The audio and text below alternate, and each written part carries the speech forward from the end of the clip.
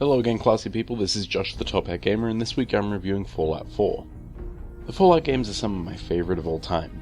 I don't know if it's the unusual sense of humour or the well-realised futuristic retro flavour of the apocalypse, or if it's the amount of choice available to the player, but whatever it is, I've loved these games as soon as I picked one up. So does Fallout 4 reach the lofty standards set by those that came before? Let's find out. Fallout 4 begins unlike any other game in the series, which is to say, it begins before the end of the world.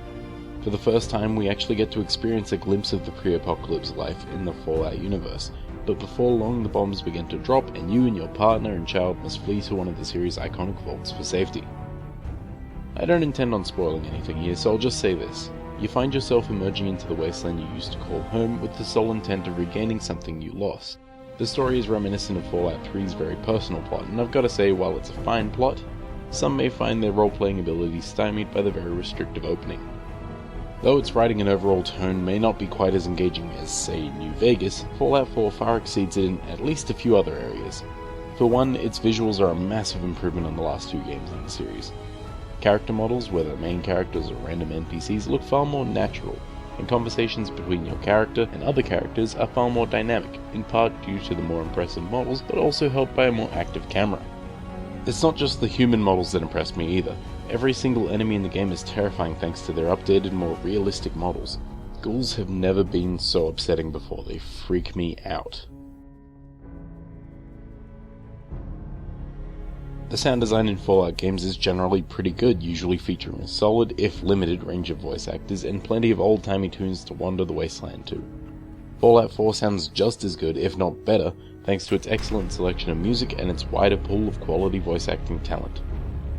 One of the biggest differences Fallout 4 has to offer is a fully voiced main character. While the actors do a decent job of delivering the various dialogue options, there's an issue that many foresaw in the lead up to Fallout 4's release, which I'll get back to later. I think the most surprising aspect of the game's presentation is just how well it performs. I mean, sure, its speed drops for no reason sometimes, and there's the occasional texture pop-in, but for the most part, Fallout 4 is the least buggy Bethesda game that I've played on launch.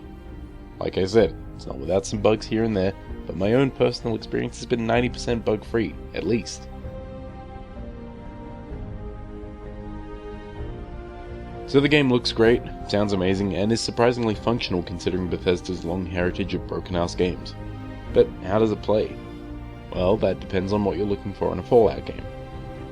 The Fallout series was reborn in the mold of the first-person shooter years ago when Fallout 3 was released.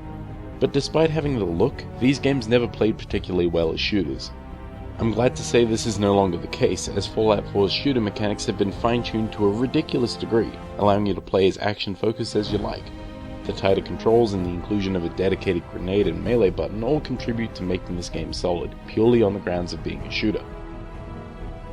But as most of us know, Fallout isn't supposed to be a shooter. The improved mechanics are all well and good, but Fallout 4 falls sort of short on the actual role-playing side. Sure, you've still got your special stats and you can choose perks based on your level and how you build your character, but it's streamlined to the point of feeling restrictive.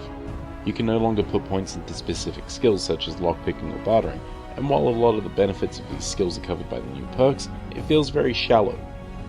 Additionally, your path through the game will vary little when you compare your playthrough to your friends, as Fallout 4's list of quests tend to boil down to go to X, kill Y, return to Z. Since the combat mechanics are far superior to previous games, this isn't as bad as it could have been, but anyone who enjoys taking the less straightforward path will undoubtedly come away at least a little disappointed. Part of the problem is that the game's branching dialogue doesn't seem to actually branch. Seemingly due to the inclusion of full voice acting for the protagonist, every conversation boils down to 4 different inputs on the part of the player. Yes, no, gather information, or one that is simply labelled as sarcastic. These options are very basic, and the sarcastic option is just plain vague. You never know what you're going to get with it. On top of that, the skill-specific speech checks of New Vegas are long gone, leaving charisma as the only contributing factor to any persuasion attempt. Other aspects of the series such as VATs, hacking and lockpicking return more or less unchanged. Also making return are a variety of companions to join you on your journey. Like previous iterations, these companions all have approval meters that you must gradually complete to unlock their personal quests and added bonuses. For the most part, I like the companions on offer, though it can be quite frustrating to have your in-game friends disapprove of your actions without giving you any clear indication of what they like and dislike. Possibly the largest addition to Fallout 4's gameplay mechanics is the settlement building, complete with an updated crafting system. While the settlement management may not be for everyone, enticing more wastelanders to visit your settlement and trying to keep them happy is reminiscent of the Fallout Shelter smartphone game. It's kind of enjoyable. As I briefly mentioned, the crafting system has also been streamlined and updated to allow for easy weapon and armor customization on top of providing you with the means to build your settlements. I could lose myself for hours upgrading and customizing my arsenal, on top of my home bases.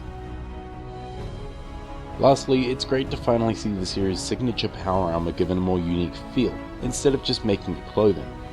Now, on top of being able to upgrade and customize your own power armor, each suit feels more like a vehicle instead of just a suit, and the bonuses for wearing your suit make it feel far more special than it ever has in the past. The new approach to power armor is a welcome addition. As with many of Bethesda's past games, Fallout 4 is huge. I've played the game day in, day out for the last week, and I still feel like I haven't seen half of what the game has to offer. Add to that a massive array of weapons and a solid wardrobe to outfit your super customizable character, and you've got a game that will have me sinking hours upon hours into it. This game is far from perfect. Hell, it's not even close to being the best game in the Fallout series. But it's still a surprisingly enjoyable experience, despite that. Sure, it stumbles as a role-playing game, but as a world to explore and adventure in, Fallout 4 is solid to say the least. Besides, there are far too many small changes and gameplay overhauls for me to look back on my time with this game as anything but a blast. Fallout 4 gets the top at gamer rating of excellent. Problems abound with this game, and fans of the series, and New Vegas in particular, might not be able to look past them to see the fun experience that I had, but I can't help but feel like I'll be spending plenty more time in the Commonwealth over the next year at least.